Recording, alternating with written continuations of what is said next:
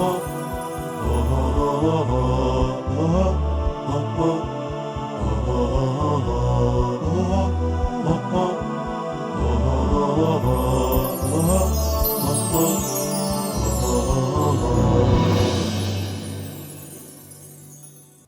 باللہ من الشیطان الرجیم، بسم اللہ الرحمن الرحیم، الحمدللہ رب العالمین، وصلی اللہ علی سیدنا محمد وآلہ الطیبین الطاہرین۔ تمام ناظرین کا ایک بار پھر سے استقبال ہے ہماری احکام اسلامی کی جدید سیریز میں، اور ہماری بحث رمضان المبارک کے روزے کے سلسلے سے اور کلن روزے کے احکام کے سلسلے سے چل رہی ہے۔ ہم نے نیت کے سلسلے سے بات کی اور روزے کی نیت کرنے کا جو وقت ہے اس کے سلسلے میں ہم نے بات کی۔ اب ایک جو جیسا کہ پہلے بھی بیان کیا گیا کہ روزہ مفطرات یعنی وہ چیزیں جو روزے کو باطل کرتی ہیں ان سے پرہیز کرنے کا نام ہے۔ تو وہ چیزیں کیا ہیں جن سے ہمیں روزے میں پرہیز کرنا ہے، یا دوسرے معنوں میں مبطلات روزہ کیا ہیں، وہ چیزیں کون سی ہیں جو روزے کو باطل کرتی ہیں۔ 9 چیزیں ایسی ہیں جو روزے کو باطل کر دیتی ہیں۔ اگر انسان ان 9 چیزوں سے پرہیز کرے گا اور ان کے احکام پر عمل کرے گا تو اس کا روزہ صحیح ہے، اور اگر ایسا نہیں کرے گا تو اس کا روزہ باطل ہو سکتا ہے۔ وہ 9 چیزیں جو مبطلات روزہ ہیں، جس کو انجام دینے سے انسان کا روزہ باطل ہو جاتا ہے، آج ہم اس کو بیان کریں گے آپ کے سامنے۔ تو مبطلات روزہ 9 ہیں۔ پہلی چیز جو روزے کو باطل کرتی ہے وہ ہے کھانا اور پینا، یعنی کھانا جس کو ہم عام طور سے اپنی زبان میں کسی بھی چیز کا بھی کھانا، یعنی منہ سے کسی چیز کا کھانا، اور پینا، یہ دونوں چیزیں جو ہیں روزے کو باطل کر دیتی ہیں۔ دوسری چیز ہے جمع کرنا، یعنی ازدواجی تعلقات قائم کرنا، یہ بھی انسان کے روزے کو باطل کر دیتا ہے۔ تیسری چیز جو روزے کو باطل کرتی ہے وہ ہے استمناء۔ استمناء سے مراد یعنی انسان کوئی ایسا عمل کرے اپنے ساتھ یا دوسرے کے ساتھ کہ جس کے نتیجے میں منی اس کے بدن سے خارج ہو، اس سے بھی روزہ باطل ہو جاتا ہے۔ چوتھی چیز جس سے روزہ باطل ہے وہ ہے خدا اور پیغمبر اکرم اور ائمہ طاہرین علیہم السلام سے کوئی جھوٹی بات منسوب کرنا۔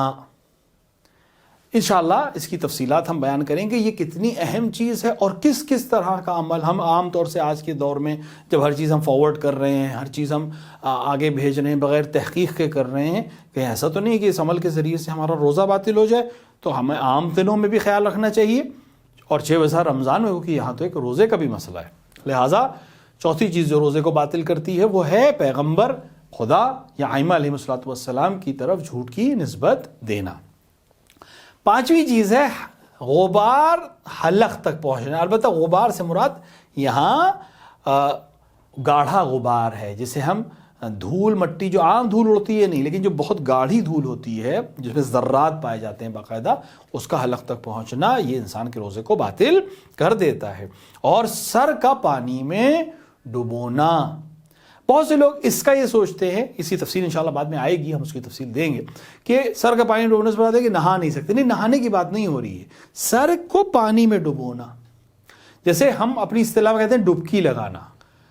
اب 2 طرح سے ہو سکتا ہے، ایک دفعہ ہے کہ انسان کا بدن باہر ہے اور وہ اپنے سر کو مثلا بالٹی میں پوری طرح سے ڈبو دیتا ہے، یہ روزہ کو باطل کر دے گا۔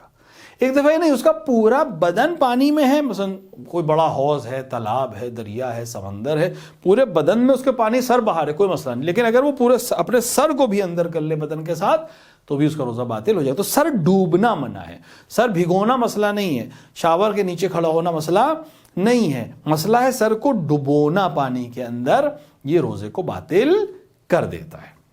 7ویں چیز جو روزے کو باطل کرتی ہے وہ ہے اذان صبح تک جنابت، حیض اور نفاس کی حالت میں باقی رہنا۔ انشاءاللہ تمام تفصیلات اس کی ہم دھیرے دھیرے بیان کریں گے۔